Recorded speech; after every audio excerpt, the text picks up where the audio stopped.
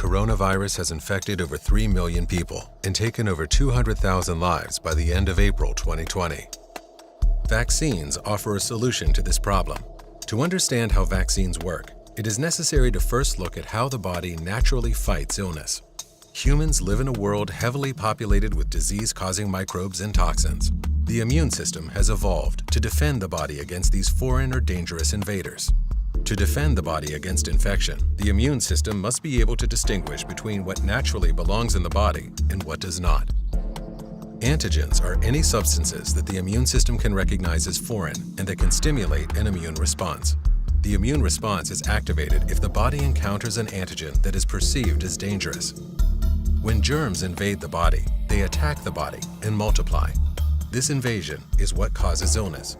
The body's immune system uses several tools to fight these infections. These mechanisms are the immune response, and they include 1. Recognizing a potentially harmful foreign antigen. 2. Activating and mobilizing forces to defend against it. 3. Attacking and destroying the invader. And 4. Stationing sentinels, called memory cells, that remain ready for action. There are several components of the immune system involved in this immune response. These include white blood cells, such as B lymphocytes, T lymphocytes, and macrophages, as well as antibodies. Antibodies are proteins that are produced by the B lymphocytes that tightly bind to the antigen of an invader, tagging it for attack. Each antibody is specific to a given antigen. B lymphocytes are responsible for recognizing the invading antigens and producing antibodies that attach to the invading pathogens, identifying them for the T lymphocytes. The T lymphocytes are killer or cytotoxic cells that attach to invading cells to attack and destroy them. Macrophages are large cells that ingest and eliminate dead and dying pathogens after they have been destroyed by the cytotoxic cells. Even after the invaders have been eliminated, the body keeps a few T lymphocytes and B lymphocytes as memory cells that go into action quickly if the same invader is encountered again. This is called acquired immunity.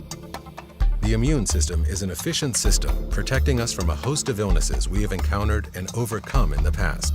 Unfortunately, the first time the body faces an invasion, it can take several days to ramp up this antibody response.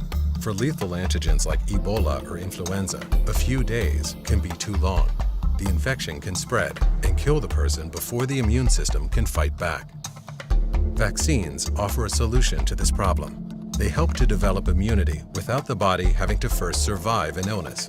These vaccines are made from weakened or killed germs that are introduced into the body before the actual germ has been encountered.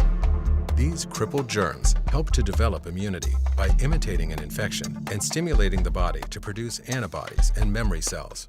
These cells stay in the body and remember how to fight the infection in the future.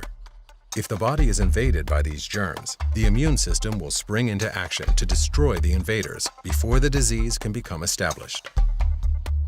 The development of vaccines is a long and complex process, often taking 10 to 15 years.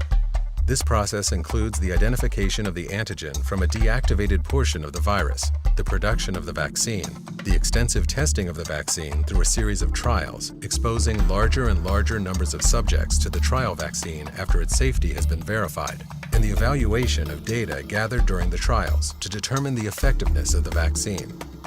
In the case of COVID-19, governments around the world have streamlined the process by removing many of the traditional regulations. Many expect that this will cut the process in this case to 12 to 18 months. Numerous pharmaceutical companies have made advancements on a vaccine to fight COVID-19 and anticipate a release to the public in early 2021.